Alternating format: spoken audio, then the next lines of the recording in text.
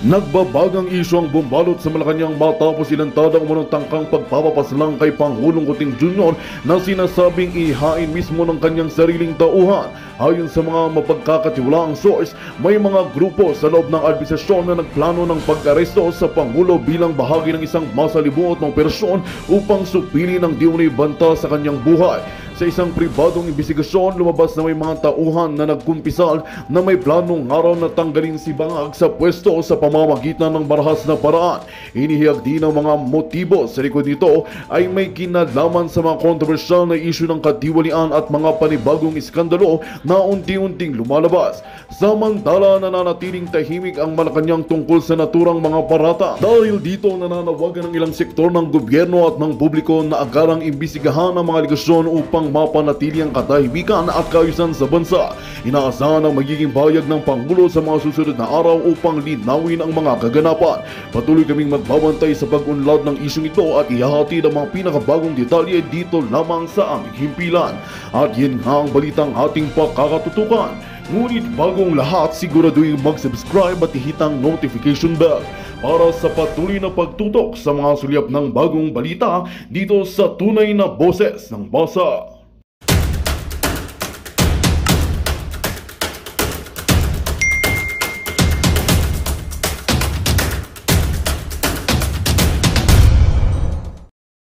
Spokes, masyado ka nagtitiwala. Baka mamaya ang nag-friendship sa iyo ay Liza Tanas na, 'di ba?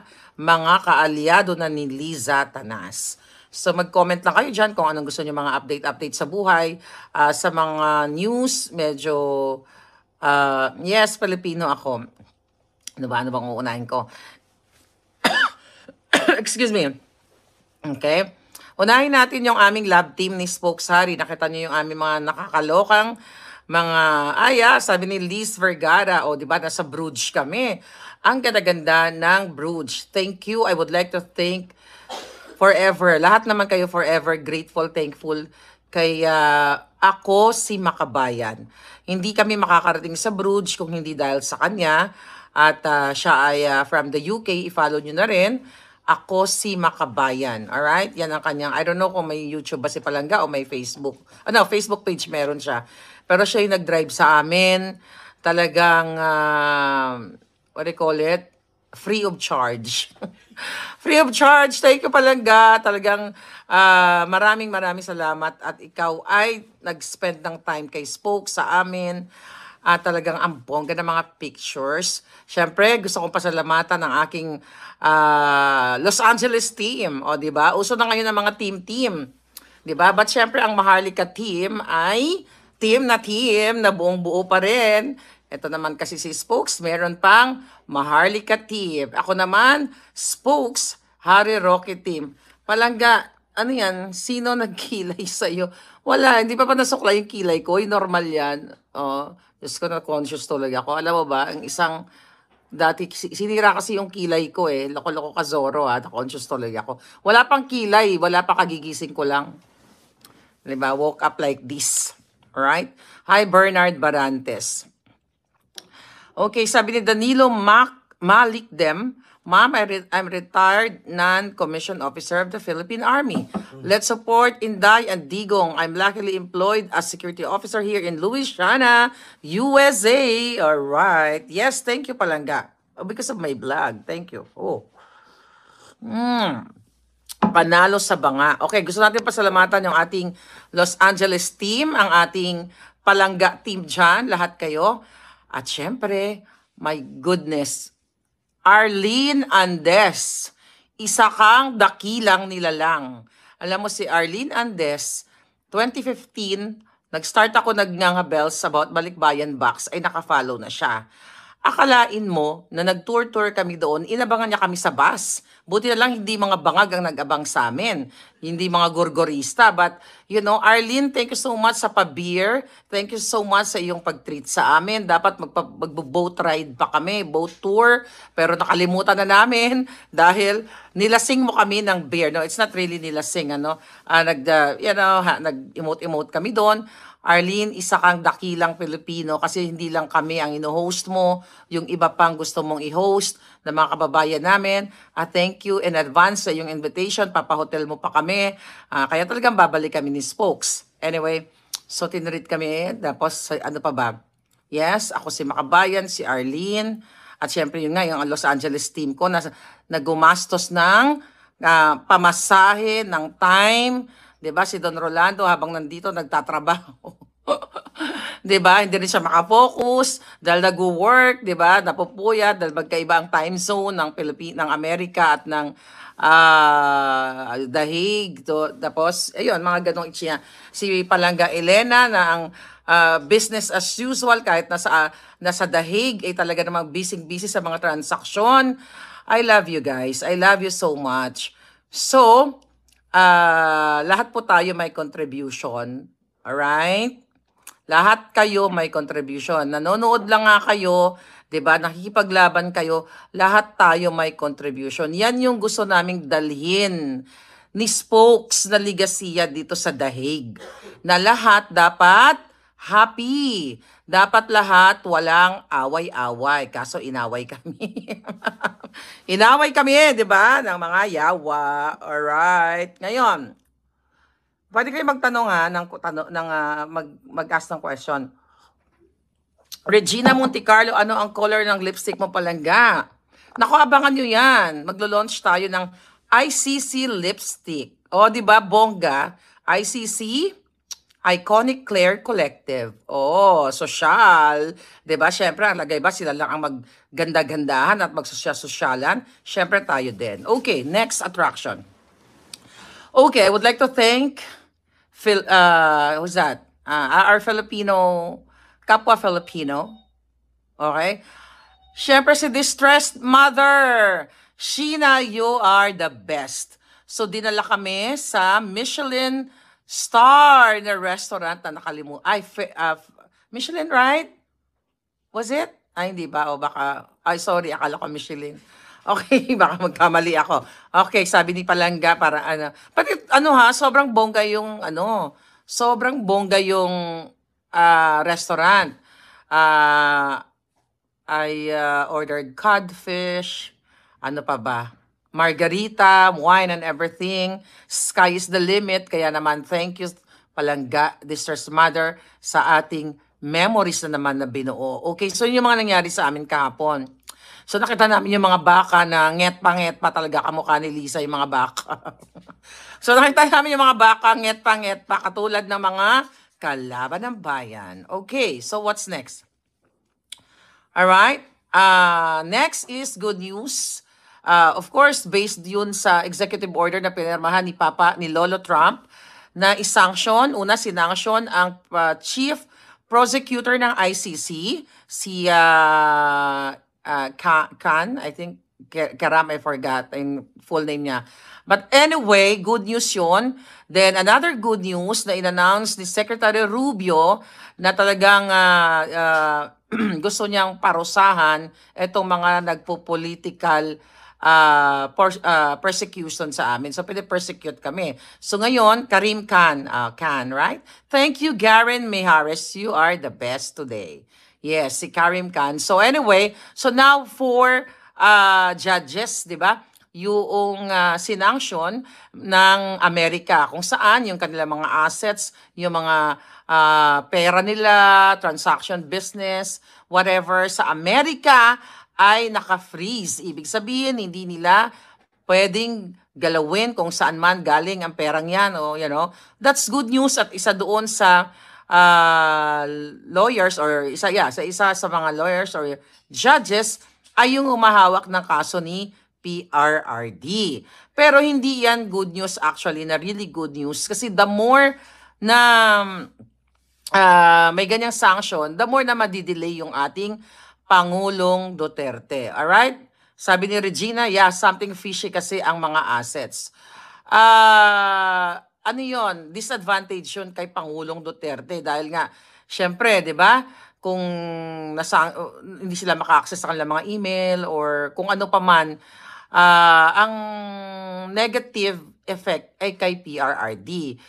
At yun na nga it's just so sad kasi sana, okay, sana na ilatag lahat ng mga legal remedies na pwedeng magpabilis ng pagpapauwi o pagpapabalik kay Pangulong Duterte, which is nabanggit yan ni Spokes at ni Vice President Inday Sara na pag-usapan nila yung domestic legal remedy na kung saan iaapila nila sa korte ng Dutch government na palayain ang isang illegal na dinukot, kinidnap, na kinulong dito sa the Netherlands dahil itong taong ito, like si Pangulong Duterte, parang ang term yata doon is, was it compassionate release?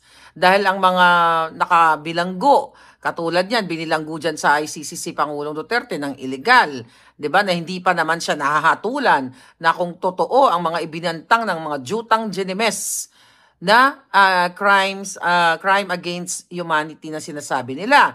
So yan ang yan, I think yan yung landas na tutunguhan ngayon ng pamilyang Duterte. Kasi na-mention na yan ni Inday at nag-approve na ang Pangulong Duterte na okay, according to Spokesari, na pwede niyong tignan yung landas na yan. At yan din ay binanggit ni Inday Sara. So, dito kami, kayo lahat na pumupunta dito sa Dahig ay talagang nagpapasalamat kami sa inyo at for sure yung pamilya nila, di ba? Pamilyang Duterte. Kaya lang, mga palangga, yun nga, minsan napapasok tayo ng mga yawa. Okay? Napasok tayo ng mga yawa. Okay? Napasok tayo ng mga alpot patutot at kung ano-ano pa. Okay, ano bang update? I don't know, hindi ko alam kung ano mga nangyayari. Ang dami mga nagme-message sa akin, Ma'am, baka po napasok na kayo ng NPA dyan sa Dahig. Ma'am, ganito, ganyan, ganyan. Oh, sabi ni Regina Palangga, may news sa Pinas na 100M daw ang bayad sa ICC regarding sa pagpapadala kay PRRD sa Dahig. Ibig sabihin, galing sa pera ng bayan. Alam mo, okay, hindi ko pa nabasa yung news na yan, but mag-comment ako dyan. Hindi po imposible na mangyari yan, na nagkaroon talaga ng bayaran sa mga representative ng ICC. Posible yan. Based on your comment, bakit kamo? 2023 pa lang, kung nakakasunod kayo sa vlog natin, okay, sinabi na natin yan, inirelease ko na sa inyo ang mga business cards nila, ang mga information na nakipag-usap ang DOJ, 'di ba? Isitang Baloslos, ang Bangag Administration dito sa mga ICC reps, 'di ba? So hindi yan imposible. Possible yan, pero syempre tignan natin yung balita kung saan ba nanggaling yung balita. Pero kung titignan mo yung timeline, no, yung ng pagpasok ng ICC, pwede talaga yan pera ng bayan ang gagasusin para nga, dukot ang ating, o para ipadukot ang ating Pangulong Duterte. So ako, based sa pag-uusap namin dito, si Spokesari lang naman, dahil siya naman yung matalinong abogado, nare-relay lang yung message, doon tayo siguro sa compassionate release. Na kung saan, kasi nakita niyo wobbly na yung Pangulong Duterte, nakabaston, 'di ba? Sinong mag-aalaga sa kanya? Walang nag-aalaga sa kanya sa loob. Although may mga nurses, I believe, 'di ba? Alam mo, ito yung pinag-uusapan namin na hindi niyo naririnig, ano? Pag nagko-coffee kami, nagdi-dinner kami, ang pinag-uusapan namin, what if kung madulas ang Pangulong Duterte? Alam mo, 'di ba? Madalin as, that's Ilonggo, ano? Kasi nakita naman natin mahina. Yun yung pinagdadasal talaga namin na sana ay wag nang umabot ng September ang Pangulong Duterte. Sana talaga makauwi na siya. Sana talaga lahat ng legal remedies ay maibigay sa kanya. Lahat ng mga nagmamahal sa kanya na may kapangyarihan, merong financial capacity na mag-hire ng lawyers. Lahat ng mga totoong nagmamahal kay Pangulong Duterte, sana gawin yun na po, mga kababayan, ang pagtulong kay Pangulong Duterte. Yung mga cabinet secretaries niya na hindi natin nakikita dito, yung mga naging tao dahil kay Pangulong Duterte, dapat kayo yung kumilos, hindi kami. 'Di ba? Dahil unang-una, mga kababayan, tayo, ikaw, ako ay ordinary citizen lang, 'di ba, na walang financial capacities and power para i-push yung pag-release nga kaya Pangulong Duterte. But it's sad to say, this morning, sa kabila ng effort natin, I think we have to address this, ano? Okay? Trolls are miserable, sabi ni Nang Emma. Kung sabi ni Lady Sheila, kung may mangyayari kay Tatay Digong, pwede pa ba nagot ang ICC dahil may edad na siya?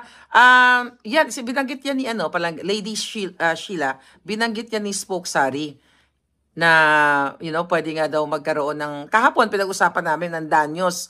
Sabi nga ni Spokes dyan, yayaman na si Pangulong Duterte. Kaya sabi namin ni Spokes, baka naman, di ba, nag-joke-joke kaming ganon. Sabi ni Neng, kapag nadulas siya, magiging bedridden talaga siya. Sana itulungan na siya. Oo, kasi, kitang-kita nyo naman. Kaya, it's sad lang kasi dito sa The Hague, okay, lahat ng mga Pilipino ay nagkakaisa naman talaga. Pero meron talagang likas na mga grupo na gustong i-divide and conquer itong pangyayari dito sa The Hague. Actually, may mga nagko-question. May mga nakakarating sa akin na mga report na parang ano daw ba ang naitulong ko dito sa The Hague. Okay? I don't know kung saan galing yon. Ano daw ba ang naitulong ko sa The Hague? Hindi naman daw ako nagpakain dito sa mga volunteers. So, ibig sabihin, porket hindi ako I don't know kung kanino galing. Ibig sabihin, kung hindi ako nagpakain, wala ako naitulong. Ay, putang ina nyo. Di ba? Kung sino man kayo. So, ibig sabihin, wala akong silbi kasi hindi ako nagpakain. Sino ba kasi ang nagdi-divide and conquer? Problema kasi mga kababayan, kailangan natin i-address to kasi ako ayoko makialam sa eksena ng mga jutang Genemes. Okay? I'm here to support PRRD. Hindi naman ako nakilalang Maharlika dahil sumakay ako kay PRRD. Tandaan nyo yan. Nakilala nyo ako dahil pinaglaban natin yung Tanimbala and Balikbayan Box panahon ni Noynoy. Hindi pa nagde-declare ang Pangulong Duterte na natatakbo. 'Di ba? So, yung mga jutang Genemes nang gumagawa ng away dito dahil gusto nila, sila ang sikat, sila ang ganon, itigil na yung mga kajotahan ninyo. Okay? Pinipilit namin kayong magbati-bati. Alam nyo, sabi ko nga dito, nagigigil na naman ako eh. Kasi, nung pumunta ako dito first time, ang dami kong mga napansin and everything, pero I just keep my mouth shut. Kasi hindi ko to teritoryo. At saka ang goal natin dito para kay PRRD. Para sa pamilya niya, hindi para kung kanino mang sikat na vlogger or whatsoever. O ngayon, nagkakampi-kampihan ang mga hitad. Pinagkakaisahan yung ganito, pinagkakaisahan yung ganyan. Okay? No. Kailangan natin i-address to, Palangga Erminita. Kasi ang punot duto dito, mga kajotahan eh. Okay? Ang mga drama nila, dumating lang daw ako nagkakagulo. Bago ako dumating, nagkakagulo na kayo. 'Di ba? Harap-harapan, behind the scene, kinausap namin kayo ni Spokes na magbati-bati na kayo. Wala naman kami pakialam kung tutusin sa away ninyo eh. Hindi naman, pinagbati namin sila, both parties, 3-2, 3-5 parties. Una, nagkasundo na magbati-bati na, tapos nagpaparinigan daw sila sa social media. Hindi ko na sana, alam mo, mga petty na away, wala akong pakialam dyan eh. Kasi ang bigger issue natin, yung mga bangag, yung nagpakidnap kay Pangulong Duterte, right? Ngayon, may nalaman ako ngayong umaga, okay? Na, kasi lahat ng event dito, pinopromote ko. Like yung mga event, kahit sa ibang bansa, di ba? Kahit hindi ko naman kayo panakita in person, basta may event for PRRD, share lang ako ng share. Whether nagkakagulo ang mga eksena, may mga pabida-bida or whatsoever, I really don't care kung mag-share ako. Di ba? Tapos may mga lumalabas na issue, si Marnica, dumating lang sa dahig, nagganyan. Tangina nyo. Pakakainin, nagreklamo kayo. Dahil wala akong pinakain lechon sa inyo, dahil masama ako. Si Amy nagpakain ng lechon. Putang ina. Ang dami niyong kajotahan. Sinisira daw yung isa. O yung isa, kaya naman nagkaroon ng 30,000 following dahil kay PRRD. Yung isa, ganito. Ano yan? Anong pag-aaway yan? That's very pangbata. Okay? Ngayon si Amy dahil nagpakain ng 3 lechon, may nagawa sa inyo. Ako dahil hindi ako nagpakain, wala naman talaga akong pera pang pakain sa inyo. Nakikain nga lang ako eh. Pinakain nga lang ako ni Arlene. Pinakain nga lang ako ni Distressed Mother. O anong gusto nyo? Dahil wala akong binigay na lechon, wala akong nagawa dito? Mga jutang ginimis kayo, pinagbabati na kayo, hoy. Itigil nyo na yung parinig-parinig ninyo dahil may pinaimbestigahan na dyan na isa daw sa grupo na ito ay pamangkin ba o apo ni Joe Masison at ito ay taraparapan na like before or during PRRD ay talagang inaano yung Pangulong Duterte.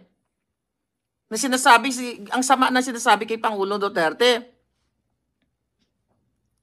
Sabi ni Barcode 18, si Mama Lil, di na masyado nakipag-usap, si Nerver. Yeah, oo, lechon lang ba katapat nyo? Mga baboy kayo? Ano yan? Hindi ko lang kayo pinakain. Talagang lalo ko kayong hindi pakakainin. Pakainin ko kayo ng pusa. Sikuting. Mga buwisit. Oh, may nalaman ako na yung isang event daw na ni Pangulong Duterte, hindi nyo pinahiram ng standee. Anong kadyotahan yan? Dahil naghati-hati kayo, nalaman ko, ay sabi, ma'am, sabi nung isa, ma'am, kasi alam nyo ba na ang nung event namin, hindi po kami pinahiram ng standee. Ano yan? Pati standee ni PRRD, ipinagdamot nyo? Anong kadyotahan, kaalputan yan? Whether galit kayo sa isa't isa, yung mga personality ninyo, hindi kayo dapat ganon. Diba? Unless na lang na-infiltrate na talaga tayo.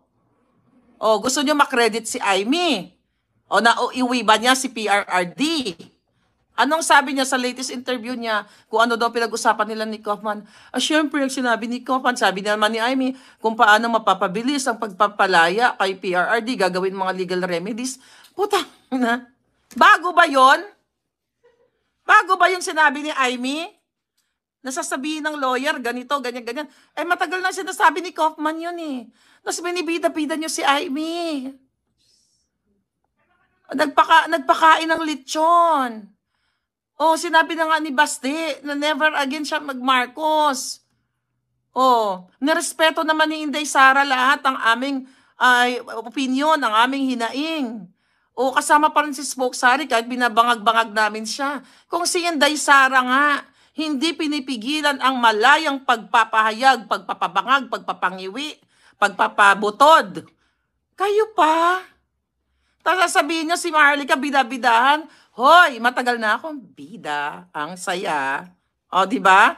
Ang cheap. Inaaway niyo pa yung mga leaders from all over the place. Oh, may kumukumpas kasi sa inyo. Uulitin ko. Okay? Marami kasi nagpapanggap kasi dito. Si ganito, dati akong ganito, ganyan, ganyan, kay PRD. Putang ina nyo. Nasa presidential, presidente pa ba ang Pangulo? Wala nang protocol. Nakulong na nga yung Pangulo. Oh, galit. Sabi ko, sa palangga, saglit lang ako eh. Nakulong na yung Pangulo. Hindi na po presidente ngayon ang Pangulong Duterte. Wala na pong protocol na sasabihin ganito, ganyan, kasi ganito, ganyan. Isang kadyotahan yan. Isang kabigaan yan.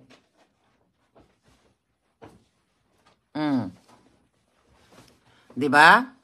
Kaya bakit ba may mga palangga dito sa Dahig na nakilala natin, na mga nagbablog, lahat yan, whether ay maliit, malaki, whether 10 lang ang following mo. Kaya nga ini-encourage namin lahat na mag-live doon. Lahat dapat citizen journalist. Hindi lang dapat dahil ako, ikaw, o ganyan, mataas ang following mo and everything. So yun. Itigil nyo na yung mga pang babalahura ninyo sa ibang grupo. ang pagpaparinig ninyo. Alam ko na kung sinong kumukumpas sa inyo. Ang kumukumpas sa inyo ay isang putaching. Alpot. Gusto nyo ba? Isa-isay natin ang mga alpot ngayong araw. I'm not gonna do that. Huwag nyo akong pilitin na pangalanan kita. Ikaw ang nagpapagulo dito. Di ba? Ikaw, alpot, ang nagpapagulo dito. Kayong mga alpotera, imbis na pagkasunduin nyo yung mga tao. Magandang balita ang hatid namin sa inyo ngayong araw. Sa pagtatapos ng aming balitaan, nagbigay kami ng mga mahalagang impormasyon. Maraming salamat sa pagtutok at pagsuporta sa aming programa. Huwag kalimutang manatili sa mga susunod na araw para sa mga bagong balita at mga kwento na dapat nating abangan. Mula sa Boses ng Masa, magandang araw, Pilipinas!